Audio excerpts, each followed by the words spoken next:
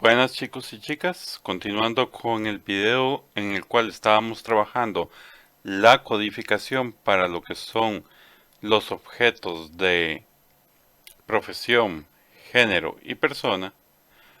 Los mismos, como bien se había visto, se trabajó lo que es el objeto de género, el cual contaba con métodos como insertar datos, modificar datos, eliminar datos y listar datos. Posterior a haber indicado cómo se trabajaban estos objetos, se dejó como una práctica el que se trabajara con los otros objetos, como por ejemplo esta profesión, el cual debería de tener una estructura similar a la que estoy mostrando en este momento, en la cual insertar datos. Lo único que cambia principalmente, a diferencia de la clase género, es la sintaxis que se está utilizando, así como los nombres de los parámetros que se estén implementando.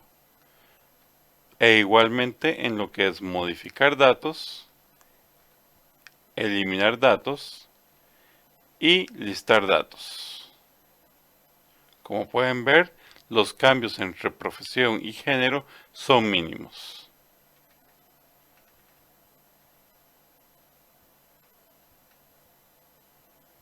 Siempre y cuando ahora se establecen los métodos de insertar datos, modificar datos, eliminar datos y listar datos.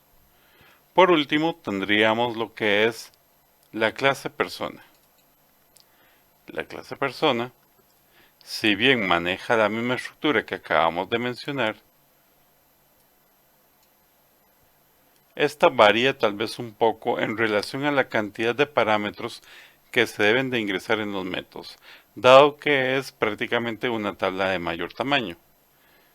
Como pueden ver, maneja parámetros como ID persona, nombre, apellido, cédula, ID género, ID profesión, fecha de nacimiento y estado, todos en sus respectivos tipos. Asimismo, se aplica este tipo de sintaxis para lo que es la actualización de datos, la eliminación de datos y por supuesto para lo que es el listado de datos. Dicho esto, hemos terminado con lo que es la configuración de los objetos a un nivel básico de la parte de acceso de datos para los objetos de género, persona y profesión. Adicional a los proyectos que hemos trabajado actualmente, es importante destacar que todo lo que hemos visto en relación a la capa de acceso de datos es con tecnología Adobe.net, la cual, por lo menos para lo que es Microsoft, está un poco obsoleto, dado que Microsoft nos brinda con tecnología de punta denominada en este caso Entity Framework. Para dar una ejemplificación de la misma, vamos a proceder a trabajar un proyecto nuevo, el cual llamaremos Data Access EF, haciendo referencia a Entity Framework. Para ello, en la propia solución vamos a crear lo que es un nuevo proyecto denominado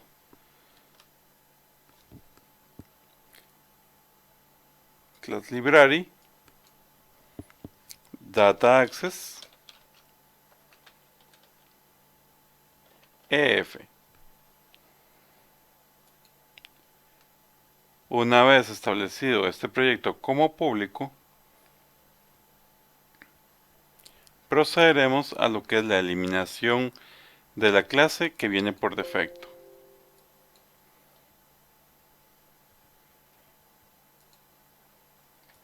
Terminado con la clase, procederemos ahora a darle forma al proyecto. En este caso trabajaremos dos carpetas, una denominada Data Access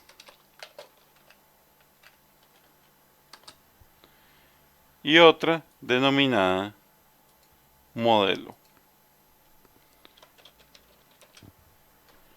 Esto debido a que Entity Framework trabaja con un modelo de base de datos el cual hace una modelación de la estructura de la base de datos transformando la misma en objetos, creando clases autogeneradas a partir del modelo de XML, el cual podemos ver por medio de las siglas EDMX como extensión del modelo.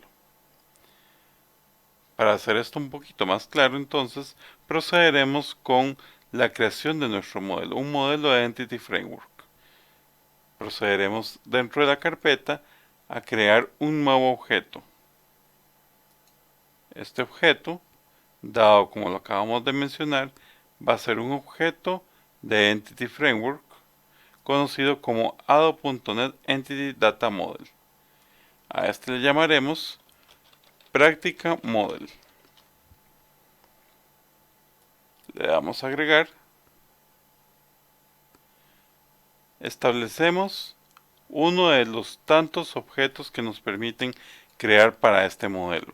Es importante destacar que no se pueden mezclar un objeto que es creado a partir de una base de datos y un objeto que no es creado a partir de una base de datos. Por ello, entonces, si se decidiera trabajar dos modelos aparte, no hay ningún problema. No obstante, para estos efectos vamos a trabajar el que es de base de datos. Para ello vamos a darle entonces EF Designer from Database y le damos Next. Posteriormente, como ya trabajamos lo que es la conexión a la base de datos, entonces simplemente seleccionamos la conexión que vamos a trabajar y le damos Yes para incluir lo que son los datos sensitivos. Es importante destacar que el modelo va a denominarse Práctica Entities para lo que es el trabajo de configuración de objetos. Posteriormente le damos Next y establecemos el tipo de Entity Framework que vamos a utilizar, o mejor dicho, la versión. Para nuestro efecto utilizaremos el 6.x. Una vez establecido el 6.x, establecemos los objetos que van a aparecer en nuestro diagrama. En este caso solamente van a ser los objetos de género, persona y profesión. Un aspecto importante es que mucha gente considera que este tipo de objetos, por ser un conjunto de datos, deben de ser pluralizados. Para mi persona, en lo personal, yo prefiero que sean singulares. Por lo tanto, no marco la casilla pluralis. En este caso, ya una vez establecido todo esto, simplemente le doy Finish para que se cree el modelo.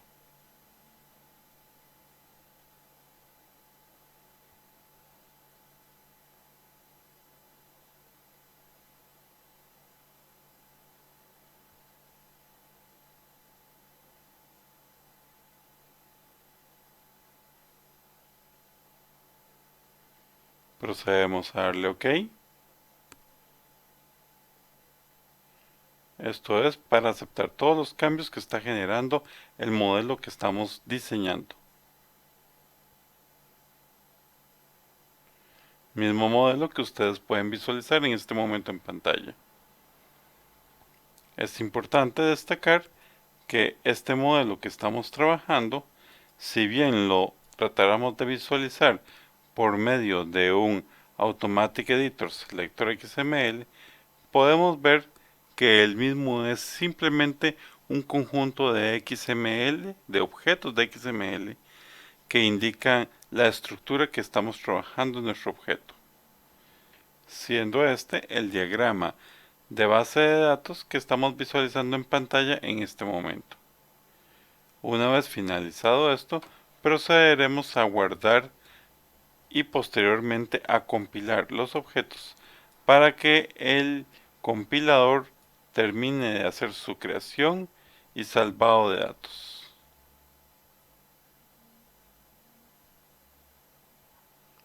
Una vez realizado esto, simplemente procederemos a continuar con lo que es la creación de las plantillas, de las clases, de los objetos que van a trabajar.